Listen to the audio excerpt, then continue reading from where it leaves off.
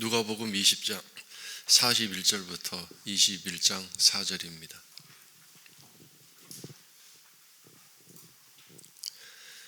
예수께서 그들에게 이르시되 사람들이 어찌하여 그리스도를 다윗의 자손이라 하느냐. 시편에 다윗이 친히 말하였을 때 주께서 내 주께 이르시되 내가 내 원수를 내 발등상으로 삼을 때까지 내 우편에 앉았으라 하셨도다 하였느니라. 그런즉 다윗이 그리스도를 주라 칭하였으니 어찌 그의 자손이 되겠느냐 하시니라.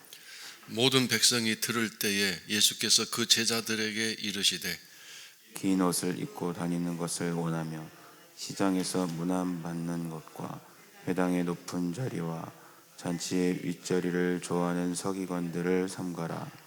그들은 과부의 가산을 삼키며 외식으로 길게 기도하니 그들이 더 엄중한 심판을 받으리라 하시니라. 예수께서 눈을 들어 부자들이 헌금함에 헌금 넣는 것을 보시고 또 어떤 가난한 과부가 두 렙돈 넣는 것을 보시고 이르시되 내가 참으로 너희에게 말하노니 이 가난한 과부가 다른 모든 사람보다 많이 넣었도다. 저들은 그 풍족한 중에서 헌금을 넣었거니와 이 과부는 그 가난한 중에서 자기가 가지고 있는 생활비 전부를 넣었느니라 하시니라. 자, 예수님이 고난 주간에 계속 예루살렘 성전에서 백성들을 모아서 말씀을 가르치는 중에 나오는 교훈입니다. 먼저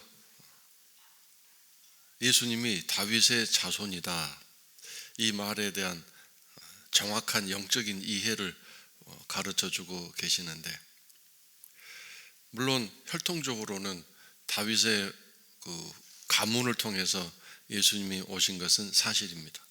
그러나 엄밀하게 다윗의 후손이라고 할 수 없는 것이, 만약에 그렇게 되어버리면 결국 예수님은 신적이신 분이 아니라 인간적인 분이라는 그런 얘기밖에 되지 않기 때문입니다. 단지 다윗이라는 가문, 그 족보를 통해서 이 땅에 오신 것뿐입니다.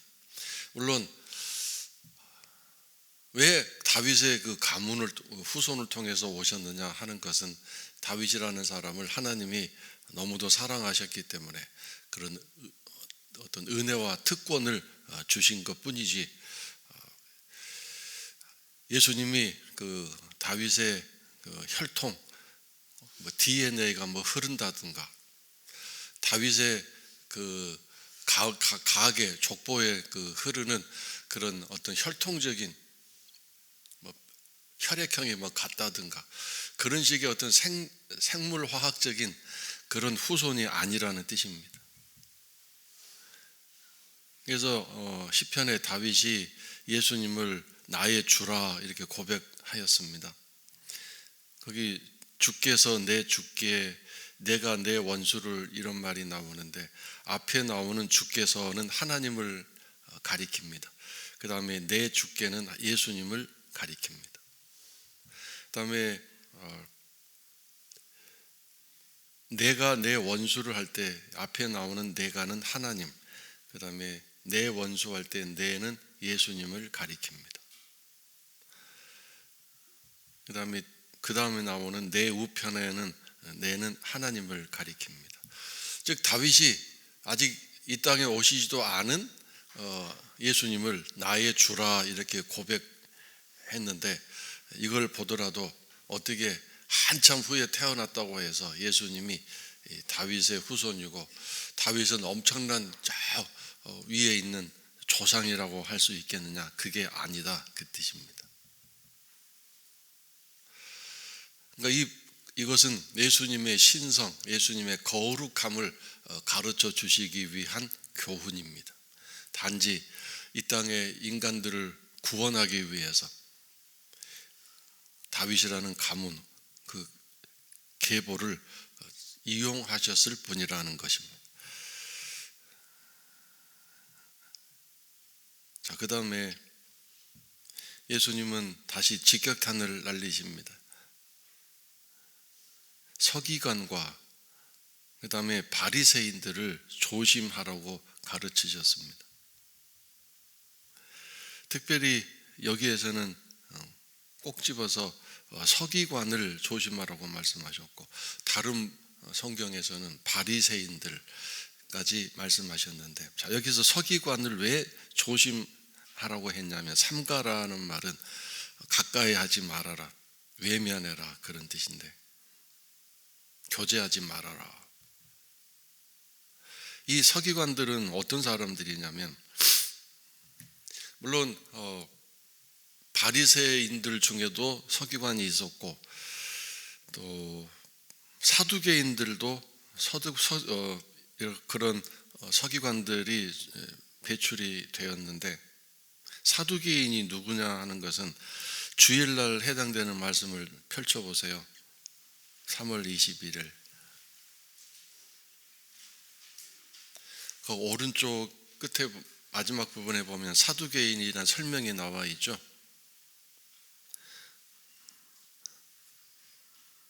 사두개인은 귀족과 제사장으로 이루어진 최고 특권층으로 모세오경인 성경으로 인정했고, 모세오경만 성경으로 인정했고, 지극히 현실적이었다.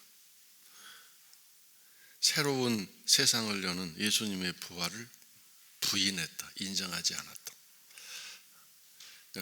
사두개인은 어떤 그 제사장 출신, 특권 중에 특권인 그런 사람들로 모여진 집단, 특별한 집단. 그래서 이 서기관들은 성경을 연구하고 성경을 기록하고 성경을 관리하는 사람들이었습니다. 출판물이 귀하던 시절에 이 사람들만 성경을 이렇게 접하고 성경을 읽을 수 있었기 때문에 대단한 또 종교적인 특권을 가지고 있는, 성경에 대한 권위자들, 성경에 대한 전문가들, 이 사람들이 성경에 뭐라고 했습니다 라고 말하면 어느 누구도 토달 수 없는 그런 대단한 사람들이었습니다. 이 사람들이 성경은 날마다 읽고 가지고, 다른 사람들은 성경을 손도 못 대고, 왜?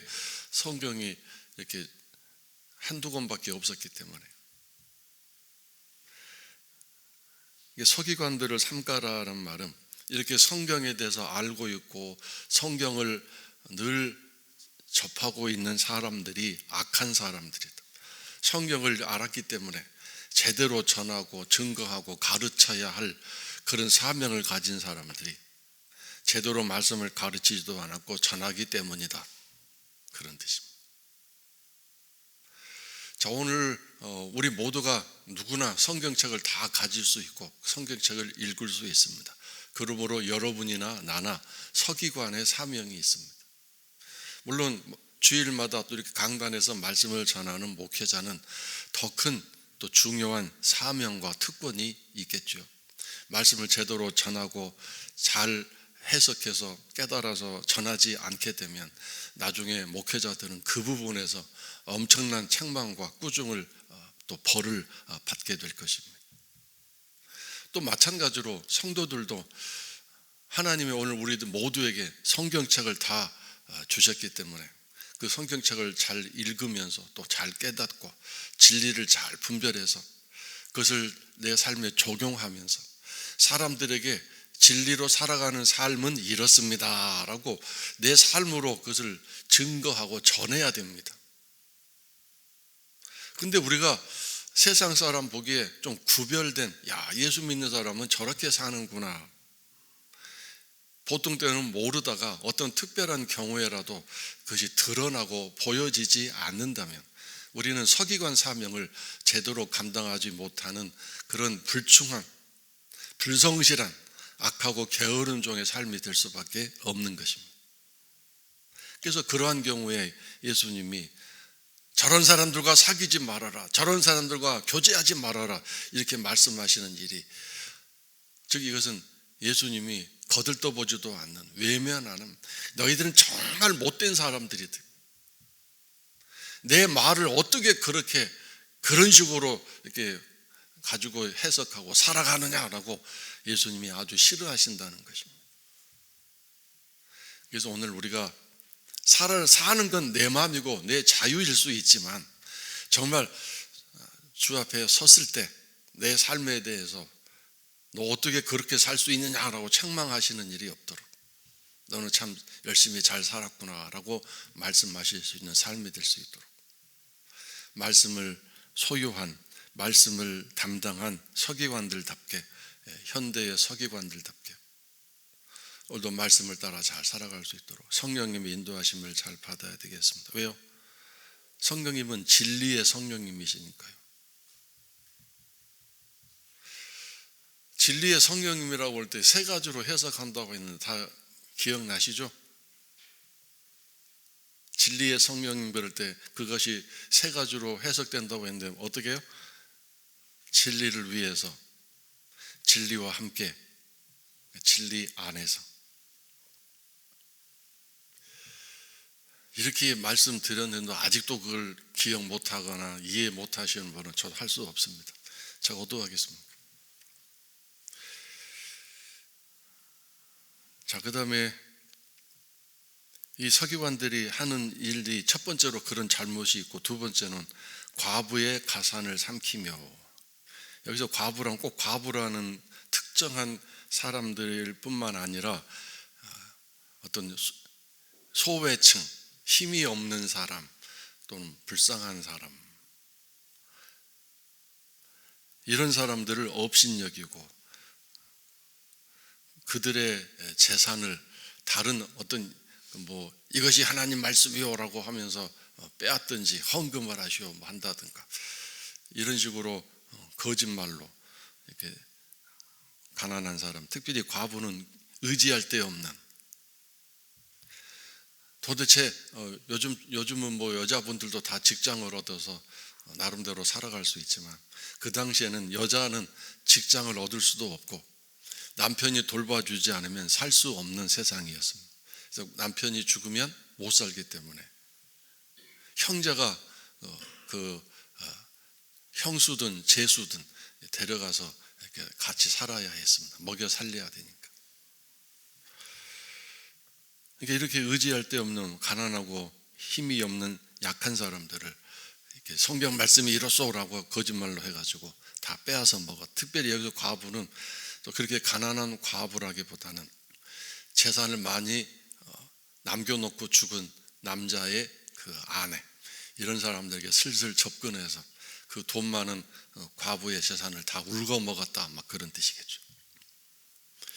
다음에 신앙적으로 외형적으로 아주 거룩하게, 외형적으로 아주 신앙이 좋은 것처럼 나 서기관이야, 나 바리새파 출신의 서기관이야, 나 사두개파 출신의 서기관이야, 이런 식으로 자부심을 가지면서 사람들 앞에서 아주 거룩하게, 이 길게 하다라는 말은 시간도 길지만 아주 거룩한 모습으로 누구보다도 하나님 가까이 있는 신앙적으로 아주 훌륭한 사람처럼 이렇게 길게 사람들에게 보여주기 위해서 기도의 시간을 가졌다. 자, 그러면 그럼 길게 기도하면 안 되겠구나, 이게 아니고요. 여러분이 기도할 내용도 많고 중보할 기도 내용도 많고 정말 간절히 기도하다 보면 마음인 걸 다 토하다 보면 시간이 훌쩍 지나가지 않습니까? 여러분의 자녀가 이렇게 여러분 손 안에서 키워질 때, 아주 어린 아이들은 세수할 때, 목욕할 때 시간이 얼마 걸리던가요? 순식간에 끝나죠. 그걸 우리는 고양이 세수라고 말합니다. 근데 나이가 들어서 신사숙녀가 됐을 때 세수는 어떻게 하나요? 아주 오래 걸립니다. 머리도 감아야 되고 구석구석 놓친 데 없이 깨끗하게 씻어야 되기 때문에.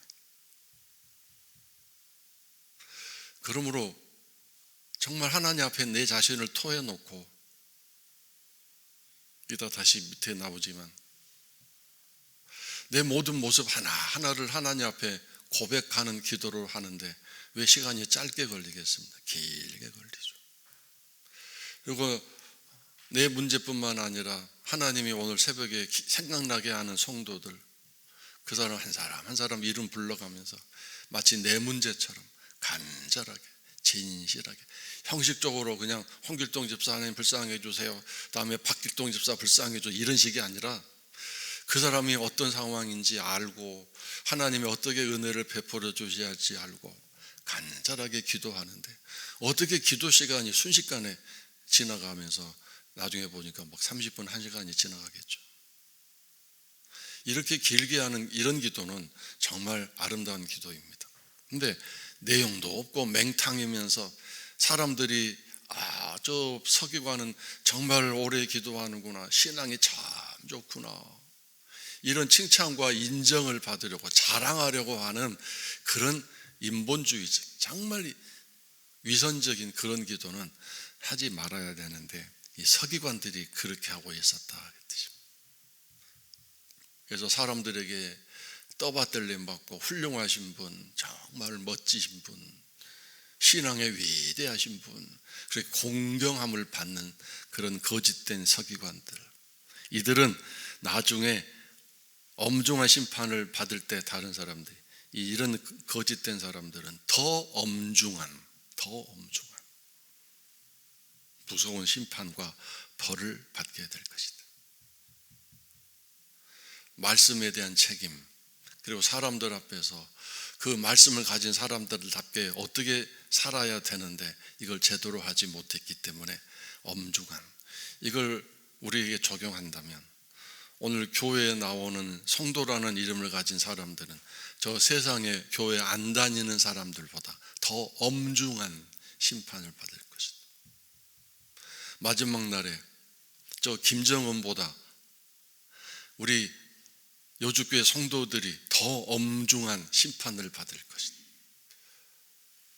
저 이슬람의 무자비한 그런 폭도들보다 교회에 나오는 신자라는 이름을 가진 성도들이 더 엄중한 심판을 받을 것이다. 집사보다 장로보다 목사가 더 엄중한 심판을 받을 것이다. 이런 식의 말씀이 적용이 될 것입니다. 20년 신앙생활 한 사람보다 50년 신앙생활 한 사람이 더 엄중한 심판을 받을 것이다. 또 할까요? 새벽기도 안 나오는 사람보다 새벽기도 나와서 기도하는 사람이 더 엄중한 심판을 받을 것이다. 그러면 내일부터 새벽기도 나가지 말아야지. 새벽기도 나오다가 또 안 나오는 사람은 더 엄중한 심판을 받을 것이다. 그러니까 우리 신앙생활에서 정말 우리가 책임을 회피하고 우리들이 어디로 빠져나갈 구멍이 없어요. 그래서 오늘도 이제 마지막 부분에 나오는 것처럼 정말 온 마음과 힘을 다하여 하나님 앞에 나갈 수밖에 없습니다. 마지막 이야기가 뭡니까? 헌금 이야기인데요. 예수께서 눈을 들어 부자들이 헌금 넣는 것을 보셨다. 이 눈을 들어라는 말은 주목하다 그런 뜻입니다. 그러니까 여기 누가복음에는 그냥 눈을 들어라고 되어 있지만 마가복음에는 이렇게 되어 있어요. 12장 41절에 예수께서 헌금함에 대하여 앉으사 무리가, 즉 사람들이, 즉 교회에 오는 사람들이 어떻게 헌금함에 돈 넣는가를 보실세에 그랬어요. 헌금함에 대하여라는 말은 바로 헌금통 앞에 의자를 갖다 놓고 앉으셨든지 이렇게 헌금통을 바라보고 앉으셨다. 헌금통 바로 앞에. 그러니까 제가 언젠가 말씀드린 것처럼 제가 주일날 와가지고 헌금통 앞에 의자를 놓고 거기 딱 앉아 있으면 여러분 어떻게 생각할 것 같아요? 목사님 오늘 이상해, 뭐가 좀 머리가 돌아가셨나 봐. 왜 저기 앉아 계시지? 근데 여러분이 주일날이든 언제든 헌금통에 헌금 넣을 때 거기 주님이 지금 그걸 보고 계신다는 거 한 번이라도 생각해 보셨어요? 뭘 보고 계셨어요 지금? 헌금을 어떻게 하는지. 어떻게 하는지는 뭐 공평하게 넣는지 뭐 두 손으로, 그게 아니라 헌금을 얼마나 어떤 마음으로 하나님 앞에 예물로 드리는지 그걸 보고 계셨대요. 그러니까 헌금 액수가 어떠한지, 그 헌금을 넣는 사람의 형편과 사정이 어떠한지 다 보고 계셨대요. 특히 여기에는 부자라고 꼭 집어서 얘기하고 계시는데, 부자들이 워낙 소란스럽게 요란하게 나 헌금한다 뭐 이렇게 과시하면서 했던 것 같아요. 그러니까 사람들도 다 그 부자를 바라보고, 홍길동 부자도 헌금하는구나, 박길동 부자도 역시 와서 헌금하는구나, 이렇게 다 사람들이 그럼 헌금 많이 하겠지 하고서 이게 사람들이 또 부러워하고 또 공경하고, 또 그들은 사람들 앞에서 자랑스러워하고 뽐내고 막 이런 식이에요. 나 헌금한다 막 이렇게. 헌금이 하나님 앞에 드리는 예물이지 사람들 앞에 과시하고 자랑하고자 하는 건 아니지 않습니까? 나 헌금했어. 그런데 이제 그 중에 어떤 가난한 과부는 과부인데 가난한 과부, 2렙돈을 넣었습니다. 그걸 보시고 주님이 오랜만에 기뻐서 즐거워서 말씀하십니다. 참으로 진실로 내 마음이 느끼는 얘기를 하는데, 이 가난한 과부가 지금까지 다른 모든 사람이 헌금한 것보다 많이 넣었도다.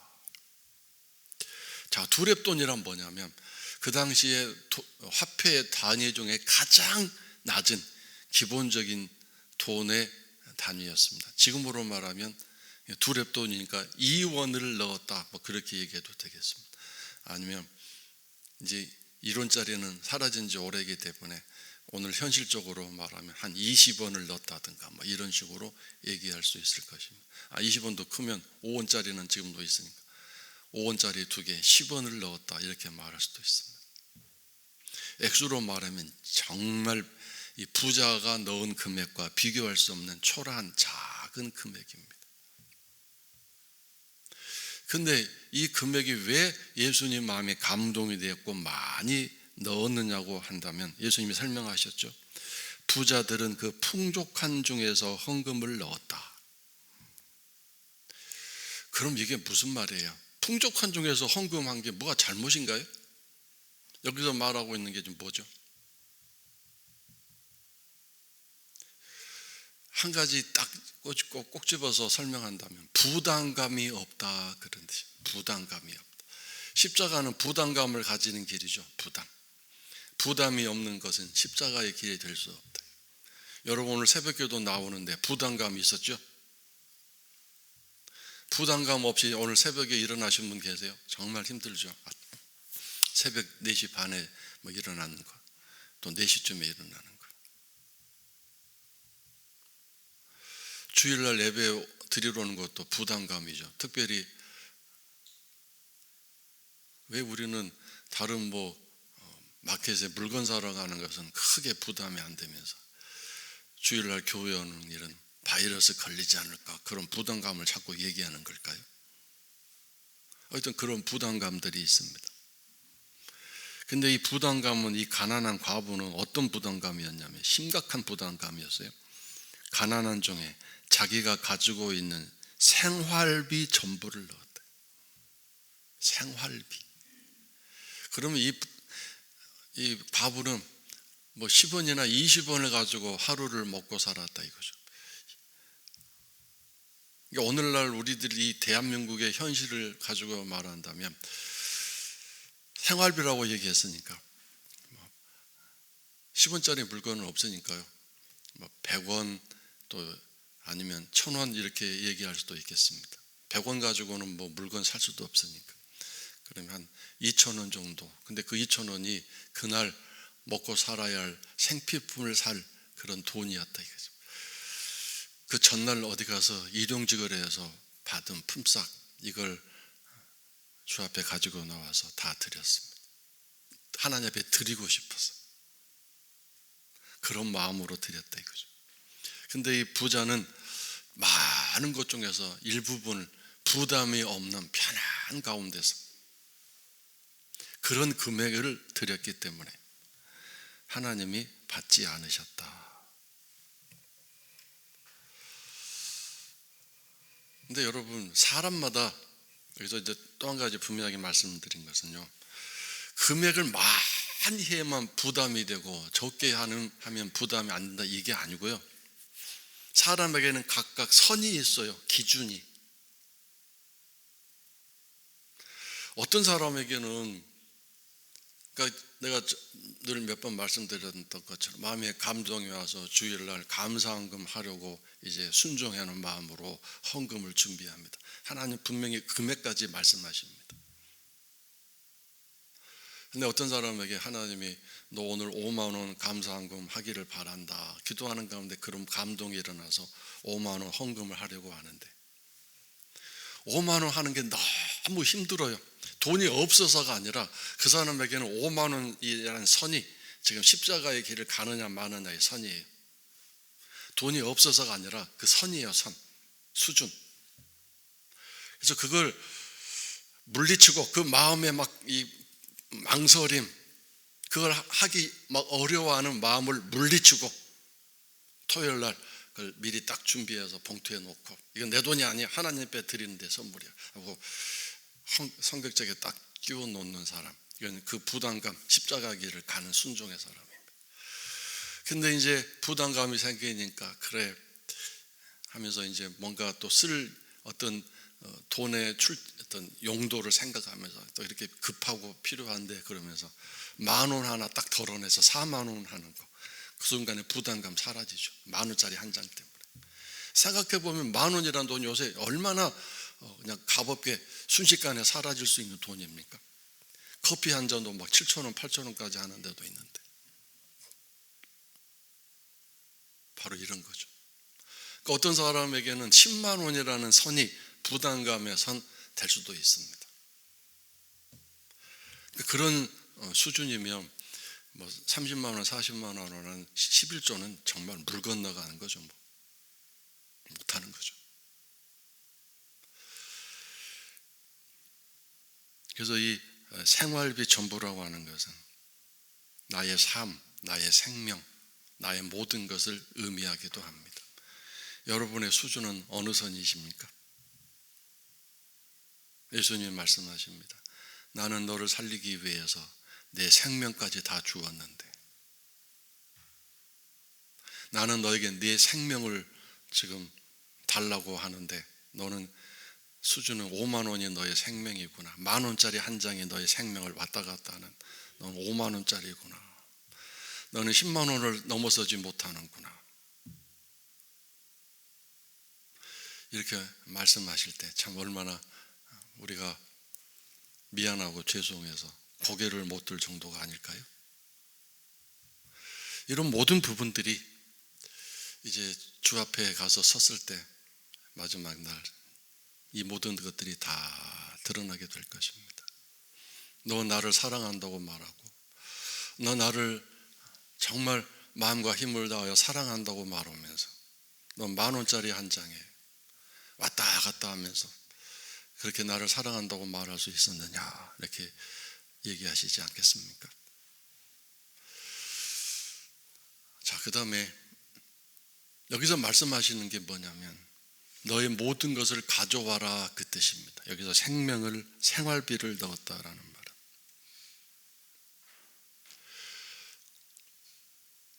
근데 여러분, 하나님을 경험하면 경험할수록 여러분이 말로 고백하면서 내놓지 않는 여러분의 그 어떤 것이든 하나님이 받으실 수 없습니다. 내놔야만 받는데 강제로 뺏어가시는 분은 아닙니다. 여러분이 자녀들을 키울 때 그 자녀가 제가 이거 잘못했어요 라고 고백하면 그 자녀를 너무 사랑스러워하고 우리 자녀가 참 잘 자라가 있구나 그러는데, 너 뭐 잘못했어 라고 말해도 얘가 두 가지겠죠. 몰라서 얘기를 안 하든 알면서도 고집이 세서 말 않고 있을 때 얼마나 답답합니까? 자, 길동아, 네가 오늘 뭘 잘못했지? 그럴 때 엄마 제가 이렇게 잘못했어요. 더 귀한 아들은 앞으로 그렇게 안 할게요. 그럼 얼마나 사랑스러워요.